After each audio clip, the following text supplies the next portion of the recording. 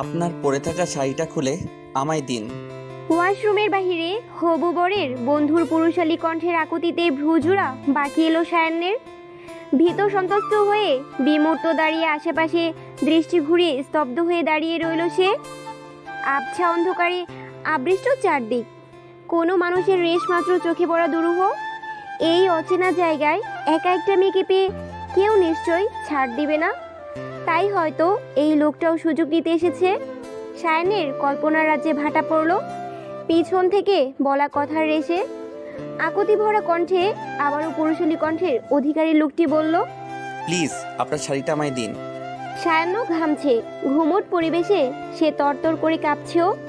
লোকটি তার শাড়ি নিতে চাইছে, এর মানে তার মনের কোণে হাজারো ভীতকর পরিবেশের উদয় হলো। নিশ্চয়ই কাল নিউজ পেপারে ফ্রন্ট পেজের হেডলাইনে তার নাম আর বিবস্ত্র ছবি সহ লেখা থাকবে, রেস্টুরেন্টের পাশে সায়ান্ন আফরা নামক এক যুবতীর লাশ উদ্ধার। উদ্ভট সব চিন্তা করে শাড়ি খামচে ধরে কণ্ঠনালী দিয়ে শব্দ উচ্চারণ করতে গিয়েও ব্যর্থ হলো সায়ান্ন। পেছনে থাকা পুরুষটি নিশ্চয়ই তার দিকে লোলুপ দৃষ্টিতে তাকিয়ে পর্যবেক্ষণ করছে। যত্রতত্র ভেবে হু হু করে কেঁদে উঠল সে। আশ্চর্যভাবে সে কথা না উচ্চারণ করতে পারলেও বিনা বাধায় উচ্চস্বরে কাঁদছে ঠিকই। এইটা ভেবেও খানিক প্রশান্তি পেল সে। অন্তত কান্নার আওয়াজ শুনে লোকটা যদি মায়াদয় হয়। তার থেকে বড় কথা, কিছুক্ষণ পূর্বেও সায়ান্ন ভেবেছিল ও হয়তো বোবা হয়ে গিয়েছে। বোবা হয়নি ভেবে আনন্দ হলেও প্রকাশের বদলে আরো জোরপূর্বক কান্নার বৃথা চেষ্টা চালালো। পেছনে সেই মানুষটি বিরক্তির সহিত বলল, আরে আশ্চর্য তো, আপনি এমন ব্যাঙের মতো কান্না করছেন কেন? আপনার কাছে আমি শাড়িটা চেয়েছি, আর কিছু নয়। আপনি শাড়ি কি জন্য চাইছেন বুঝি না জানো আমি। খারাপ মতলবে আমাকে একা পেয়ে শাড়ি চাইছেন, খুব ভালোভাবে বুঝতে পারছি। সায়ান্ন টেনে হিঁচড়ে কথাটি বলল। খারাপ মতলব? লোকটি ভারী কণ্ঠে অবাক হয়ে বলল। সায়ান্ন সাহস সঞ্চার করে তীব্র গতিতে কান্না করতে করতে বলল, অবশ্যই খারাপ মতলব। একা একটা মেয়েকে এই ফাঁকা রেস্টুরেন্টের ওয়াশরুমে পেয়ে শাড়ি খুলতে চাইছেন, এইটাই কি খুব ভালো মতলব? সায়নের ভাঙা ভাঙা কান্নার রেশের কথায় লোকটির নেত্রোদয় যেন ঠিক করে বের হয়ে আসতে চাইল কোটর থেকে। সে কখন এই বাচ্চা মেয়ে শাড়ি খুলতে চাইল ভেবে পাচ্ছে না। কপালে চিনচিনে ব্যথায় তার দাঁড়িয়ে থাকা দায় হয়ে যাচ্ছে। তবুও সে কপাল হাত দিয়ে চেপে ধরে ব্যথার্ত কণ্ঠে বলল, আপনার শাড়ি খোলার মতো নিকৃষ্ট কাজ আমি করব না, জাস্ট আপনার শাড়িটা দিন। এই তো আপনি আবার চাইছেন শাড়ি। সায়ান্ন শাড়ি আরো আঁকড়ে ধরে সামনে এগিয়ে গিয়ে বলল। ভয়ে সে পেছনে তাকানোর সাহস সঞ্চার করতে পারছে না। লোকটি অনুনয় করে বলল, শাড়ি না, আই মিন ওই যে অংশটা ঝুলে আছে, আই মিন আঁচল। আপনার আঁচলের কিছু অংশ ছিঁড়ে আমায় দিন। কে আজলা? কিসের আজলা? What do you mean by আজলা? এটা কি? সায়ান্ন কান্না থামিয়ে এক নাগাড়ে প্রশ্ন করে অক্ষি কোটর গোল করে পেছন ফিরে তাকিয়ে মৃদু চিৎকার করে বলল, আপনার কপাল থেকে পানি বের হচ্ছে। এইগুলো রক্ত। লোকটি হাঁপিয়ে যাওয়া সুরে বলল।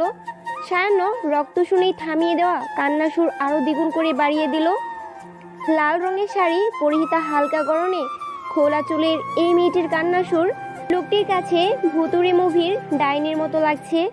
সে ভদ্রতা বাদ দিয়ে কপাল থেকে হাত নামিয়ে সায়ানের দিকে এক পায়ে গিয়ে গেল। সায়ান্ন তখনও রীতিমতো ভয়ঙ্করভাবে চিৎকার করছে। লোকটি এক হাতে তার ভাষ্যমতে সায়ানের আজলা টান দিতেই সায়ান্ন নিস্তব্ধ হয়ে যায়।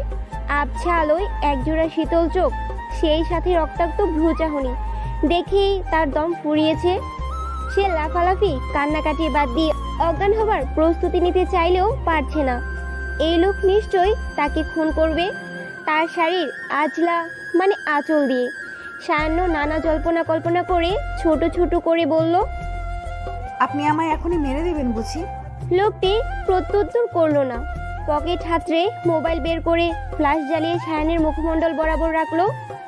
ঘামার্ত মুখে ভয়ের আনাগোনা দেখে দীর্ঘশ্বাস বেরিয়ে এলো তার। নেহাত রক্ত ফেরানোর জন্য তার কিছু একটা চাই বলেই এই মেয়ের কাছে আসা, নচেত সে ভুলেও কারো বয়ার্ত মুখের কারণ হতো না। কপালে ব্যথা অনুভব হতেই মাথা নিচু করে সায়নের আঁচলে কিছু অংশ দাঁত দিয়ে ছিঁড়তে গেলেই সায়ান্নও পেঁচানোর চেষ্টা করে ভীতগ্রস্ত হয়ে বলে উঠল, দয়া প্লিজ ডোন্ট মুভ মিস শাড়িওয়ালি। লোকটির জড়ানো কথার তারতম্য যেন সায়ান্নকে স্থির করে দিল। সে বাধ্য মেয়ের মতো দাঁড়িয়ে লোকটিকে পর্যবেক্ষণ করে চলছে। বলিষ্ঠ দেহের অধিকারী শ্যাম বর্ণের ঝাঁকড়া চুলে ব্যক্তিটিকে সায়ান্নের নিকট এখন কম ভয়ঙ্কর লাগছে। শাড়ির কিছু অংশ হাতে আসতেই লোকটি দ্রুত সায়ান্নের নিকট থেকে প্রস্থান করে। মোবাইল অফ করে পকেটে গুজে দ্রুত হাতে পাশে থেকে বোতল উঠিয়ে কপালে পানি ছিটিয়ে শাড়ির অংশটুকু কপালে বেঁধে সায়ানের দিকে তাকিয়ে আবছা অন্ধকারের মতো আবছা কণ্ঠেই বলল, আপনার সাথে যদি আবার কখনো দেখা হয় নিশ্চয়ই একটা লাল রঙের শাড়ি আপনার জন্য উপহার স্বরূপ থাকবে। আমি খুব ভুল না হলে কালকেই তো দেখা হবে নিশ্চয়ই। সায়ানের স্বাভাবিক স্বরে বলা কথাটি লোকটির কর্ণগোচর হতেই সে শীতল কণ্ঠে বলল, কেন বলুন তো, আমি কি আপনার নিকট আত্মীয় যে কালকেই দেখা হবে এমন শর্তে বেঁধে রেখেছেন? লোকটার বলা কথায় বিরক্তি আভা সায়ানের কপালে ফুটে উঠলেও সে স্বাভাবিকভাবে প্রত্যুত্তর করল, আমার আত্মীয় না হলেও আমার হবু বরের তো আত্মীয়। পড়াশোনায় মনোযোগ দিন মিস পিচ্চি, আপনার এই বিয়ে হচ্ছে না এইটা গ্যারান্টি। সায়ান্ন অবাক হলো, বেশ আশ্চর্য হলো। পাল্টা প্রশ্ন করার পূর্বেই লোকটি বলল, বাসায় ফিরে যান, বাবা মায়ের সাথে জেদ করা ভালো নয়। আপনি জানলেন কি করে? লোকটি অন্ধকারে হয়তো মৃদু হাসছে। সেই হাসির খানিক ঝলক সায়ান্ন বুঝি আরও উৎকণ্ঠা নিয়ে পরের প্রশ্নটি করার জন্য উদ্যত হতেই লোকটি বলে উঠল, আবার কোনোদিন দেখা হলে অবশ্যই বলবো। উক্ত কথা বলেই লোকটি দ্রুত পায়ে প্রস্থান করে। কিয়াত মুহূর্তে আকস্মিক ঘটনায় সায়ান্ন থমকে দাঁড়িয়ে রইল ফাঁকা রেস্টুরেন্টে আবছা আলোয়। তার বাবা জামিল আলমের সাথে অভিমান করে কিছুদিন পূর্বে পেপারে বিয়ের বিজ্ঞপ্তি সে নিজেই প্রকাশ করে। সেই সূত্র ধরেই আজ পাত্রের সাথে দেখা করতে আসা। তবে পাত্র বিকেলে দেখা করতে আসার কথা থাকলেও মহাশয় বিকেল গড়িয়ে যখন ঘড়ির কাঁটা রাত 9টা বেজেছে তখন উপস্থিত হয়েছে তার সাথে এই বন্ধু নামক আগন্তুক। সায়ানের তখন ইচ্ছে হয়েছিল পাত্রকে খুন করে রেস্টুরেন্টের সামনে ঝুলিয়ে দিতে। নেহাত বাবার সাথে রাগের পাল্লা ভারী, তাই মুখ বুঝে হাসি ফুটিয়ে পাত্রের সামনে ভদ্রতা বজায় রেখেছিল। 1 ঘন্টা আলাপ আলোচনার পর বাহিরে ঝড় উঠতেই পাত্র মহাশয় ব্যস্ততার অজুহাত দেখিয়ে তাকে রেখে চলে গিয়েছিল বন্ধু সমেত। রাতের মাত্রা ভারী হতেই রেস্টুরেন্টের মানুষের পাল্লা কমে। সেই সাথে বাহিরে ঝড়ের তাণ্ডবে গাড়ি দেখা সায়ানের চোখে মেলেনি, তাই বাধ্য হয়েই রেস্টুরেন্টের বাহিরে ওয়াশরুমের বাহিরে গুটিসুটি মেরে দাঁড়িয়েছিল। তার ধারণা ছিল মহিলা ওয়াশরুমের ধারে কাছে কোনো পুরুষ আসবে না। তবে তার ধারণা ভুল প্রমাণিত করে আধ ঘন্টার মাঝেই এই লোক এসে হাজির। সায়ানের কিছুটা খারাপ লাগছে লোকটার ব্যথার্থ মুখমণ্ডল ভেবে। তবে লোকটা ব্যথা পেল কি করে? উক্ত কথা মাথায় উদয় হতেই নিজেকে নিজেই কিছুটা শাসিয়ে হাত ঘড়িটার দিকে চোখ বুঝালো সে। রাত 12টা ছুঁই ছুঁই। এই সময়ে মোবাইলের চার্জটাও নেই তার, যা বহু আগে পাত্র মহাশয়ের জন্য অপেক্ষা দরুন সে গেম খেলে শেষ করেছে। সব দোষ পাত্র নামক লোকটিকে দিয়ে বাহিরে উকি দিয়ে সে দাঁতদস্ত হলো। ইলশে গুড়ি বৃষ্টি আকাশকক্ষ হতে ধরণীকে প্রাণবন্ত করছে। সায়ান্ন কিছু একটা ভেবে বাহিরে পা বাড়ালো বাইরের দিকে। এখানে দাঁড়িয়ে থাকা তার জন্য নিরাপদ নয় সে উপলব্ধি করেই আরেকবার শিউরে উঠল। বাইরে পা বাড়াতেই ঝমঝম শব্দে বৃষ্টি যেন সমান তালে নৃত্যের প্রতিযোগিতায় নামলো। রাস্তার ধারের ল্যাম্পপোস্টের যেন তার মতোই ভীতকর অবস্থা, নিভু নিভু হয়ে বন্ধ হবার জন্য অপেক্ষায় প্রহর গুনছে হয়তো। সায়ান্ন নিজের প্রতি নিজে বিরক্ত হয়ে বৃষ্টির মাঝে রাস্তার ধার ধরে এগিয়ে যাবার সিদ্ধান্ত উপনীত হলেও তার আশা এক নিমিষে ভেঙে দিল পেছনে থাকা কারো শক্ত হাতের টানে। সায়ান্ন ভয়ে জমে গেল মুহূর্তেই। আবারও সেই ভয় মনে উদয় হতেই চিৎকার করে বলল, কে? আমার হাত ছাড়ুন। শক্ত পুরুষালী হাত জোড়া সায়ানের ঠোঁটের উপর হাত চেপে ধরে তাকে টেনে নিয়ে বুকের সাথে মিশিয়ে ধরে অন্ধকারে মিলিয়ে যাচ্ছে।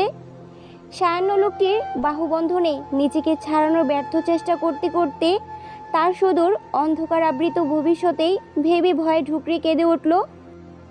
আজকেই বুঝি তার শুরুটা সমাপ্তে রূপান্তর হবে। আমাকে ছেড়ে দিন। আপনি এত ভীতু কেন মিস? মোবাইলের ফ্ল্যাশ সায়ানের মুখমণ্ডলে ফেলে গম্ভীর স্বরে বলল লোকটি। সায়ান্ন বন্ধ রাখা চোখগুলো খুলে নীরস দৃষ্টিতে সামনে থাকা ব্যক্তির চেহারা দেখে স্বস্তির নিঃশ্বাস ফেলে বলল, আপনি তো চলে গিয়েছিলেন। আপনার মতো ভীতুকে একা রেখে কিভাবে যাই বলেন? লোকটি কপাল উঁচিয়ে বলল। সায়ান্ন নিজেকে ছাড়িয়ে কপট রাগ দেখিয়ে বলল, মুখ চেপে ধরে রেখেছিলেন কেন কিডন্যাপারের মতো? আপনার মতলব সুবিধাজনক লাগছে না আমার। লোকটি শটান হয়ে দাঁড়িয়ে বিনা বাক্যে দৌড়িয়ে থাকা সিএনজিটাকে ইশারায় ডাকলো। সায়ান্ন অবাক হয়ে পাল্টা প্রশ্ন করার পূর্বেই লোকটি পকেট হাত গুঁজে দায়িত্বশীলতার সহিত ড্রাইভারকে বলল, ম্যাডাম যেখানে বলবে সেখানে সেফলি নামিয়ে দিবেন। ড্রাইভার দাঁত বের করে সম্মতি দিতেই লোকটি সায়ানের দিকে তাকিয়ে বলল, সাবধানে যাবেন। আপনি মানে? সায়ান্ন প্রশ্ন করার জন্য উদ্যত হতেই লোকটি ছাউনি থেকে বেরিয়ে ঝুম বৃষ্টির মাঝেই ল্যাম্পপোস্টের হলদি আলোয় বৃষ্টির ন্যায় মিলিয়ে যাচ্ছে। সায়ান্ন পিছু থেকে ডাকলো কয়েকবার, তবে সেই ডাক আদৌ লোকটার কর্ণকুহুরে পৌঁছালো কিনা কে জানে। বৃষ্টির ঝমঝম নৃত্যের তালে লোকটির সঙ্গে এক অদ্ভুত রাত্রির সূচনালগ্ন নিমিষের সমাপ্তির কাতারে পৌঁছতেই সায়ান্ন সিএনজিতে উঠে বসে ঠোঁট আওড়ালো। অদ্ভুত লোক তো। প্রভাতের শুভারম্ভ, সুপ্ত কিরণের এক ঝাঁক আধুরে ঝলখানি বৃষ্টি বেছা রাস্তায় চকচক করছে। ব্যস্ত রাস্তায় যানের আনাগোনা, হাতে গোনা গুটি কয়েক। ঝড়ের অংশবিশেষ প্রকৃতিতে মোহনীয় করে তুলেছে। শীতল প্রবাহিত উত্তরের হাওয়া শরীর ছুঁতেই কেঁপে ওঠে রানফ। দরজার বাহিরে মাথা নিচু করে মৃদু কাঁপছে সে। ক্লান্ত শরীরটাকে টেনে দাঁড় করিয়ে আবারও কলিং বেল চাপতেই উপাস থেকে সারা শব্দ না পেয়ে আবারও ভেজা শির দিয়ে বসে পড়ল সে। প্রায় 10-20 কিংবা 30 মিনিট বাদে দরজা খোলা শব্দে নড়ে চড়ে বসল সে। নিজেকে যথাসম্ভব স্থির রাখার অপ্রাণ চেষ্টায় নিমজ্জিত হতেও উপাস থেকে মধ্যবয়সী নারী দুশ্চিন্তাগ্রস্ত কণ্ঠে বলে উঠল, কাল কোথায় ছিলা সারারাত? মায়ের যে চিন্তা হয় সেটা কি কোনোদিন বুঝবে না তুমি? রেহেনা বেগমের কথায় মাথা উঁচিয়ে রাউনাফ তাকাতেই উনি উচ্চস্বরে চিৎকার করে বলল, মাথায় ব্যান্ডেজ কেন? এই তোর মাথায় কি হইছে? রায়হান দেখে যা, তোর ভাই কি কাণ্ড ঘটিয়ে এসেছে। রেহেনা বেগম এক নাগারে বিলাপ করেই চলছে।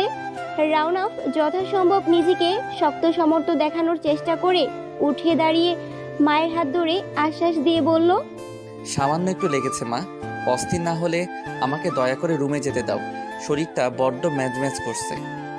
রেহেনা বেগম ছেলের শার্ট মুচড়ে ধরে কান্না করছে অনবরত। দু ছেলের মাঝে ছোট্ট ছেলেকে সে বেশি চোখে চোখে রাখেন। তার ধারণা তার এই ছেলেটা শান্ত তবে বেপরোয়া, যার পেছনে অহেতুক ঝামেলা যেন আষ্টে বৃষ্টে লেগে থাকেই। রেহেনা বেগম কান্নারত অবস্থাতেই বড় ছেলে রায়হানকে আবারও ডেকে রাউনাফের দিকে রক্তচক্ষু নিয়ে তাকিয়ে বলল, তোর এই অবস্থা কিভাবে হয়েছে খুলে বল আমাকে, নয়তো তোর বাসায় ঢোকা বন্ধ আজ। মায়ের এমন শাসনে হাসি পেল রাউনাফের। মনে মনে খানিকক্ষণ হেসে মায়ের মাথায় হাত বুলিয়ে দিয়ে বলল, আর বলো না, গাড়িটাকে হুট করেই পেছন থেকে বড় একটা গাড়ি ধাক্কা দেয়, ব্যালেন্স করতে গিয়ে কপালে লেগেছে। গিয়েছিলি আতিকের জন্য পাত্রী দেখতে, চোরের মতো মার খেয়ে ফেরত আসলি কেন? রায়হান অফিস যাবার জন্য গেট দিয়ে বের হবার সময় রাউনাফকে উদ্দেশ্য করে বলে ওঠে। রাউনাফ ভাইয়ের কথায় শুনে মৃদু হাসে। রেহেনা বেগম কিছু বলার জন্য মুখ খুলতেই রায়হান তাকে থামিয়ে দিয়ে ব্যস্ততা দেখিয়ে বলল, অফিস থেকে এসে সব শুনবো আম্মা। তোমার নবাবজাদাকে রুমে পাঠিয়ে লম্বা একটা ঘুমের ব্যবস্থা করে দাও, এরপরে দেখবে সব ঠিক। রায়হান উক্ত কথা বলেই গেট পেরিয়ে বেরিয়ে যেতেই রাউনাফ মায়ের কাঁধে হাত রেখে ভেতরে নিয়ে যেতে যেতে বলল, ক্ষুধা লেগেছে মা, তোমার হাতে খাবো। রাউনাফের শ্লেষানাত্মক কণ্ঠে বলা কথায় রেহেনা বেগম রাগ ধরে রাখতে পারলেন না। কাজের মেয়েটাকে ডাকতে ডাকতে ছুটলেন রান্নাঘরের উদ্দেশ্যে। রাউনাফ মায়ের যাওয়ার পানে চেয়ে দ্রুত পায়ে নিজের রুমের দিকে পা বাড়ায়। রুমে প্রবেশ করেই মোবাইল চার্জে বসিয়ে ফ্রেশ হয়ে এসে আবারও মোবাইল হাতে তুলে নেয়। বেডের এক কোণে বসে বসে মোবাইল হাতে ঘোরাতে ঘোরাতে আতিকের নাম্বারে ডায়াল করে কিছুক্ষণ অপেক্ষা করতেই অপেক্ষার অবসান ঘটিয়ে ফোনের ওপাশ থেকে কাঙ্ক্ষিত ব্যক্তির গলার আওয়াজ পেতেই রাওনাফ বলল, মেয়েটাকে তুই শিওর বিয়ে করবি? হ্যাঁ, মেয়েটাকে আমার বড্ড পছন্দ হয়েছে দোস্ত। তাই বলে এই বাচ্চা মেয়েকে? রাওনাফ কিছুটা বিরক্তির সুরেই বলল। ওপাশ থেকে আতিক লাজুক স্বরে বলল, বাচ্চা কথা দেখলি, বড়ই তো, এবার অনার্সে পড়ে সেকেন্ড ইয়ার। রাওনাফ নিশ্চুপ খানিকক্ষণ বসে রইল। ওপাশ থেকে আতিক কয়েকবার হ্যালো বলতেই রাওনাফ কপালে আঙ্গুল ঠেকিয়ে গম্ভীরভাবে বলল, মেয়েটা কি বলেছে? মেয়েটা রাজি দোস্ত, আজ রাত 4টার দিকে টেক্সট পাঠিয়ে উত্তর দিয়েছে। রাওনাফ প্রত্যুত্তর না করে ফোন কেটে দুহাত কপালে ঠেকিয়ে বসে রইল। নিজ মনে সে বলে উঠল, আপনার জন্য গোটা একটা রাত উৎসর্গ করলাম মিস শাড়িওয়ালি, এত সহজে ছাড় পাবেন বুঝি? মধ্যাহ্নের তপ্ত রোদ চোখে পড়তেই ঘুম ছুটল সায়ান্নের। উঠে বসতে যেতেই বুঝতে পারল শরীরে সর্বাংশ ব্যথায় মুড়িয়ে আছে। মাথা ঝিমঝিম করতেই সে আবারও শুয়ে পড়ল। এই নিয়ে আজ দুদিন ভার্সিটির গুরুত্বপূর্ণ ক্লাস মিস দিয়েছে সে। গতদিন শপিং করতে গিয়ে পুরো দিন, আর আজ কালকের রাতের ধকলের জন্য আড়মোড়া ভেঙে উঠে বসতেই দরজার দিকে নজর যেতেই দেখল নোভা রুমে ঢুকছে। হলের এই রুমটা তাদের 4 জনের জন্য বরাদ্দ। হলে থাকার দরুন দিন দিন আরও জেদ যেন সায়ান্নকে আঁকড়ে ধরেছে। বাবার থেকে দূরে থেকেই যেন তার স্বস্তি। টনখানেক ব্যথা নিয়েই শটান বসে রইল সে দরজার দিকে মুখ করে। নোভা সায়ান্নকে জাগ্রত দেখে ব্যাগ পাশে টেবিলে রেখে বলল, আঙ্কেলের ফোন ধরছিস না কেন? সায়ান্ন জবাব দিল না। নোভা সবটা জেনেও বরাবর একই প্রশ্ন করবে ওর বক্তব্য। তোর আলিশান বাসা ছেড়ে বাবা মাকে ছেড়ে কেন কষ্ট করে হোস্টেলে থাকতে হবে? সায়ান্ন এই প্রশ্নেরও জবাব দেয় না। নোভা আর চোখে সায়ান্নের দিকে দৃষ্টি নিক্ষেপ করে বলল, কাল সেজে কোথায় গিয়েছিলি তুই? আর এই রাত্রিবেলা একা ফিরলি কি করে? হল সুপার তোকে দেখা করতে বলেছে। সায়ান্ন এবারও জবাব দেওয়ার ইচ্ছে পোষণ করলো না। সে নির্বিঘ্নে নোভার প্রশ্ন এড়িয়ে বারান্দায় গিয়ে দাঁড়ালো। নোভা মেয়েটা বড্ড অভিভাবক টাইপ। তাকে শাসন বেঁধে রাখার অপ্রাণ চেষ্টা চালিয়েও গত 9 মাসে ব্যর্থ হয়েছে। সায়ান্ন পেছন ঘুরে দেখলো নোভা তার পানে অসহায় দৃষ্টি নিক্ষেপ করে তাকিয়ে আছে। সায়ান্ন পরিস্থিতি স্বাভাবিক করার জন্য বলল, কাল ডেটিং করতে গিয়েছিলাম। সায়ান্নের উত্তর শুনে নোভা সশব্দে হেসে উঠল। সেই সাথে সায়ান্ন। নোভা ওর হাসি থামিয়ে সায়ান্নের হাসি মুখের পানে তাকিয়ে বলল, তুই আর প্রেম ইম্পসিবল বস্তু। ডিরেক্ট বিয়ে করে দেখাবো, অপেক্ষা কর। সায়ান্ন রেলিংয়ের উপর ঝুঁকে বলল। নোভা ফাজলামো ভেবে নিজ কাজে ব্যস্ত হয়ে উঠলেই সায়ান্ন রুমে ঢুকে মোবাইল নিয়ে আবারও বারান্দায় দাঁড়ালো সে। বৈশাখের প্রবাহিত হাওয়া পশ্চিমের এই বারান্দায় যেন আদুরে ভাব প্রকাশ করছে। সায়ান্নের শরীরের প্রত্যেকটা অংশ যেন সতেজতার প্রাণ ফিরিয়ে পেল। লাল বর্ণের কৃষ্ণচূড়াটার শাখার মতো বৃষ্টির ছোঁয়ায় যেন রূপ লাবণ্য তার উপচে পড়ছে। সায়ান্ন বুক ভরে শ্বাস টেনে নিতেই অক্ষিকোটর হতে 2 ফোঁটা অশ্রুকণা গড়িয়ে পড়তেই সে আনমনে বলল, আমি কি আদৌ এমনটা হতে চেয়েছিলাম? কেন বানালে আমাকে এমন? মোবাইলে তীব্র স্বরে টুংটাং করে খুদে বার্তা হোয়াটসঅ্যাপে আসতেই সায়ান্নের ঘোর কাটে। চটজলদি অশ্রুকণা লুকিয়ে মোবাইলের স্ক্রিনের দিকে দৃষ্টি নিক্ষেপ করতেই দেখে 2টো ভিডিওর ক্লিপ এসেছে আননোন নাম্বার থেকে। সায়ান্ন কিছুটা কৌতূহল আর ভয় মিশ্রিত অনুভূতি বিষুভূত হয়ে ক্লিক করতেই 30 সেকেন্ডের একটি ভিডিও ক্লিপ ওপেন হওয়ার সাথে সাথেই শরীরের কম্পনের মাত্রায় মোবাইলটি হাত থেকে একদম নিচ তলায় গিয়ে দুমড়ে মুচড়ে পড়ে। নোভা উক্ত সময় তাকে ডাকার জন্যই আসছিল।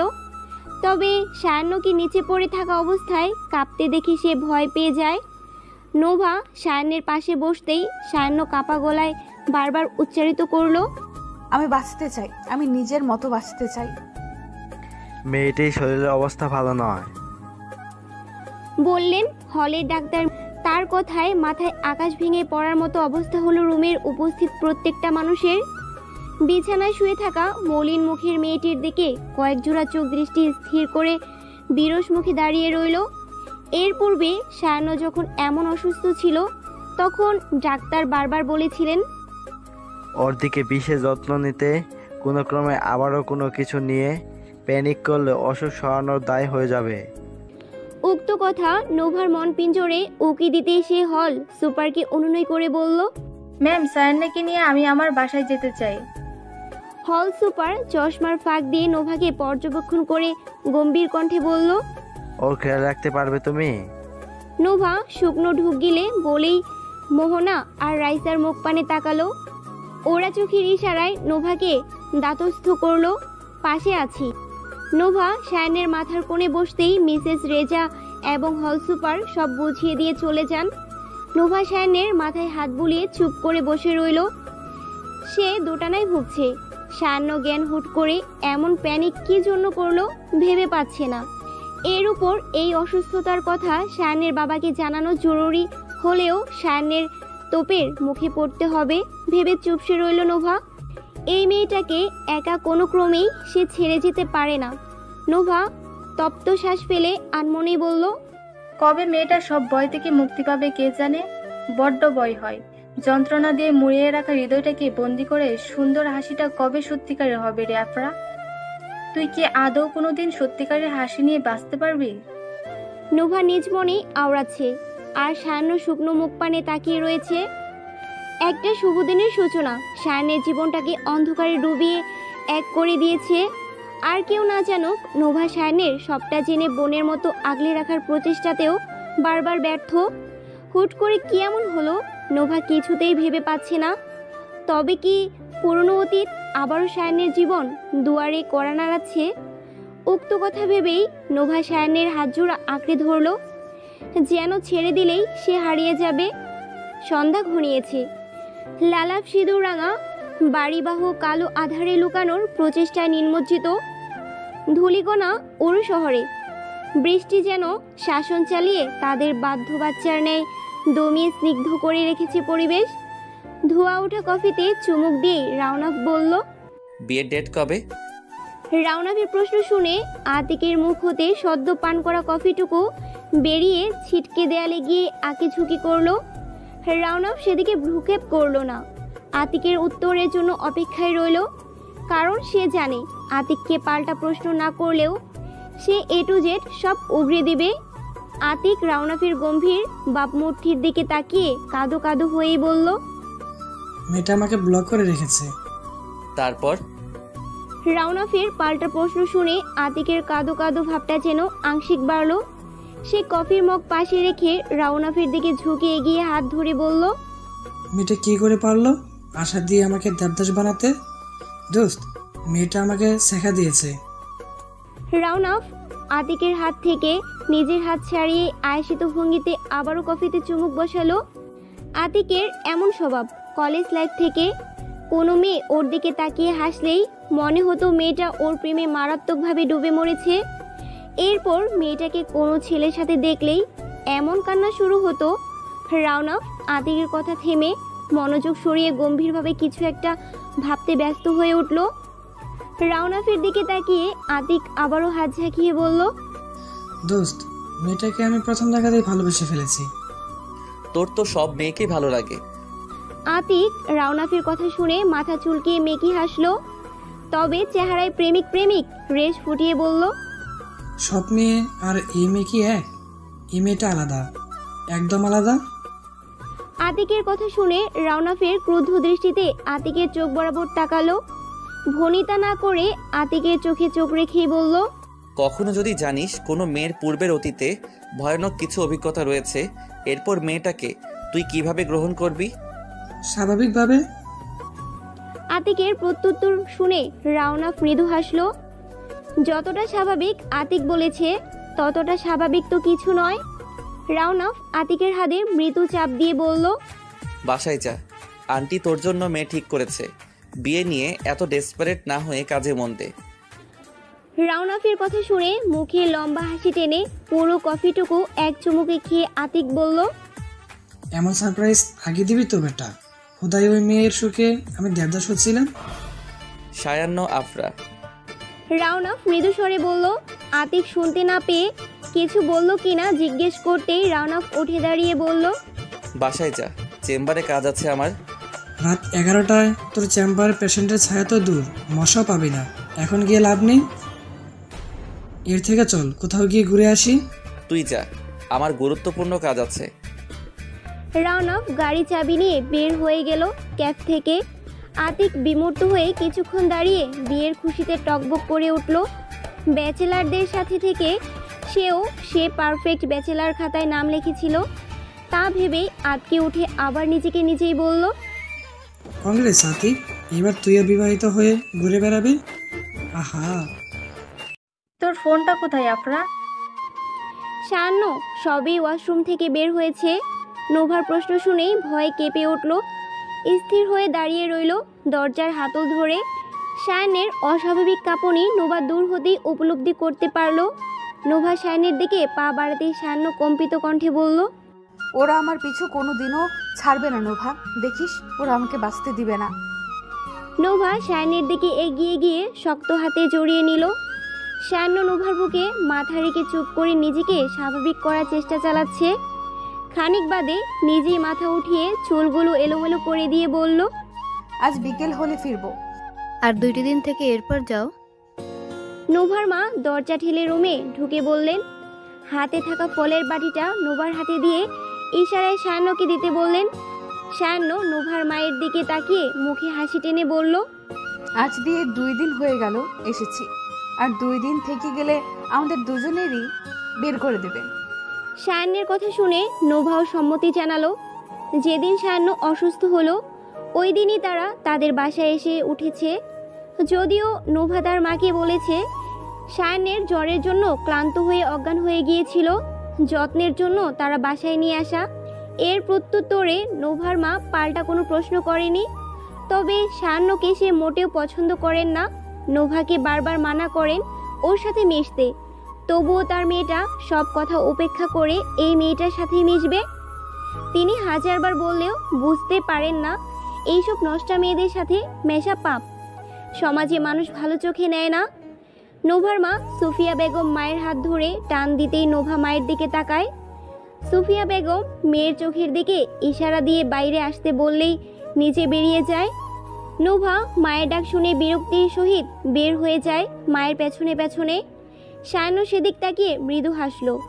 নোভাকে বাহিরে ডেকে নিয়ে এখনই নিশ্চয়ই আন্টি হুমকি স্বরূপ বলবে, এই নষ্ট মেয়ের সাথে যোগাযোগ কমাবি, নয়তো তুই আমাকে আর মা বলে ডাকবি না। নোভা হয়তো এই কথা শুনে খুব রেগে যাবে, মাকে শাসিয়ে চলে আসবে, যুক্তি দিয়ে হাজারো কথা সাজাবে। সায়ান্ন জানে যুক্তিতর্কে সবাই তাকে দোষারোপ করবে, তার দিকেই আঙ্গুল তুলে বলবে, তোমার বাঁচার অধিকার নেই।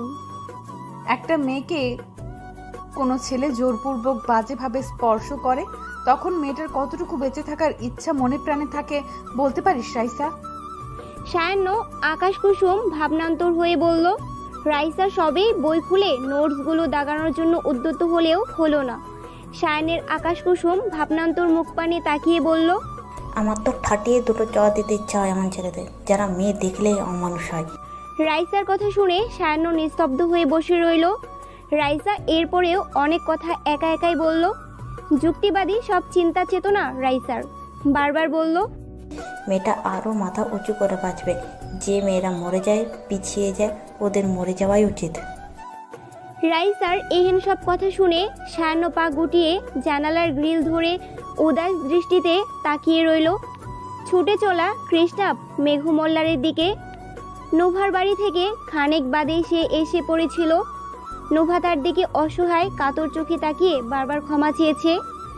সায়ান্ন মুচকি হেসে নোভাকে আশ্বাস দিয়ে বলেছে, এগুলো ব্যাপার না নোভা, আমি ঠিক আছি।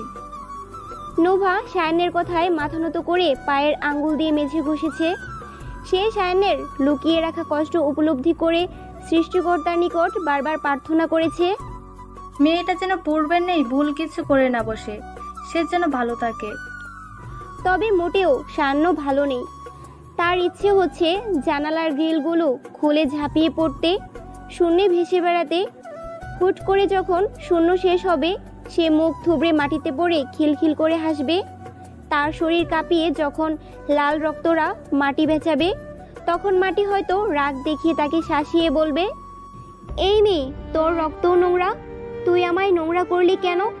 সায়ান্ন তখন আধো আধো চোখ বুঝে ঠোঁট নাড়িয়ে বাঁকা হেসে বলবে, বৃষ্টি তোমায় ধুয়ে স্নিগ্ধ করবে মাটি, তবে আমার এই নোংরা হওয়া আমিটা বিদায় নিচ্ছে দেখো মাটি। আর তোমায় নোংরা করব না, আর কেউ আমায় আজ থেকে বলবে না সায়ান তুই নোংরা হয়ে গেছিস, তাই না বলো মাটি? সায়ান্ন ভেবে আনমনে হেসে উঠল, মাটির দিকে স্থির হয়ে তাকিয়ে রইল। এক ফোঁটা অশ্রুবিন্দু বিসর্জন দিয়ে মাটির দিকে তাকিয়ে প্রশ্ন করল, আমাকে বরণ করে নিবে না মাটি? আমি যে আসছি। মেঘ বরণ বর্ষণমুখর প্রভাবের আরম্ভ।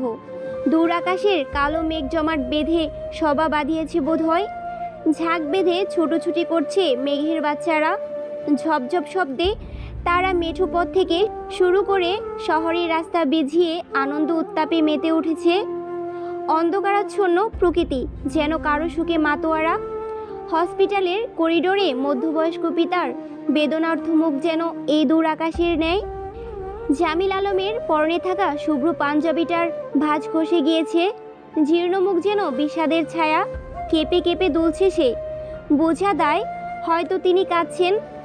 পাশে থাকা সামিউল বারবার কাঁধে হাত রেখে বলল, তোমাকে বারবার বলেছে আব্বু, সায়ানকে জোর করে হলেও তোমার কাছেই রাখো। সামিউলের কথা শুনে প্রত্যুত্তর করলেন না তিনি। একজন নার্স এসে সামিউলের দিকে তাকিয়ে বলল, 304 নম্বর কেবিনের ভদ্রমহিলাকে ঘুমের ইঞ্জেকশন দেয়া হয়েছে। উনি আপনার কি হয়? আমার মা সাবিনা বেগম। কেমন আছে এখন? সামিউল বাবার পাশে থেকে উঠে দাঁড়িয়ে বলল। নার্স ব্যস্ততা দেখিয়ে বলল, মেন্টাল স্ট্রেসের জন্য মেন্টালি ভেঙে পড়েছেন, ওনার যত্ন নেবেন। সায়ান আফরা? সামিউল নার্সের দিকে প্রশ্নোত্তর চোখে তাকাতেই উনি হাত গড়িয়ে দেখে বললেন, এখনো কিছু বলা মুশকিল। 3 তলার ওপর থেকে পড়ে গিয়েছেন, এখনো যে সারভাইভ করছেন উনি, এটাই ওনার লাক। পে করবেন, সৃষ্টিকর্তা যেন সহায় হয়। সামিউল পেছনে থাকা চেয়ারে বসে পড়ল। শার্টের বোতামগুলো খুলে দিয়ে বোনের জন্য অপেক্ষার সুর তুলল। তার সায়ু কেন তাদের থেকে দূরে পালায়? প্রত্যেকটা সকালের মতোই আজকের সকালটা শুরু হলেও বিশ্ববিদ্যালয় থেকে আসা একটি ফোন যেন আবারও অন্ধকারময় করে তোলে তাদের। সায়ানও নাকি ওপর থেকে পড়ে গিয়েছে, গুরুতর আহত। এই কথা শোনা মাত্রই সামিউল ছুটে এসেছে। বাবা মাকে খবর না দিলেও কোনো সূত্র ধরে খবর পেয়েও তারা ছুটে এসেছেন হসপিটালে। মা সহ্য করতে না পেরে জ্ঞান হারিয়েছে বহু আগেই। বাবার দিকে সামিউল তাকাতে পারছে না। এই বয়সে কত যন্ত্রণা সহ্য করেছে ভেবেই সে আটকে উঠল। বাবার কাঁধে হাত রাখতেই জামিল সাহেব কেঁদে ফেললেন। বাবার কান্না দুমড়ে মুচড়ে দিল সামিউলকে। বোনটাকে যে কোনো কালেই রক্ষা করতে পারেনি, আজ থেকে 4 বছর পূর্বেও পারেনি, আবার আজকেও পারেনি। সায়ানের ব্যর্থ বড় ভাই সে বোনের মান বাঁচাতে পারেনি, বোনকে সেই সব মানসিকতার যন্ত্রণা থেকে মুক্তি দিতে পারেনি সে। বোনটা সব সহ্য করে দূরে লুকিয়ে একা একা চলে যেতে চেয়েছিল। সামিউল নিঃশব্দে কাঁদছে। মেয়েটা যন্ত্রণা পুষে সব ছেড়ে চলে যাবার জন্য উদ্যত হয়েছিল। দোষ এই সমাজের, হয়তো হ্যাঁ হয়তো না। প্রত্যেকটা মানুষ একটা মানুষকেই পিষে মারে যাদের সামান্য খুঁত পায়। তার বোনটার খুঁত তো তার বোনের দোষে হয়নি, তবুও তাকে আজ পিষে মরতে হচ্ছে। এর বিচার কার কাছে চাইবে সে ভেবে পায় না। সব কিছুর প্রতি তীব্র বিতৃষ্ণা ঘিরে ধরে সামিউলকে। দুহাত তুলে সৃষ্টিকর্তার নিকট বলে,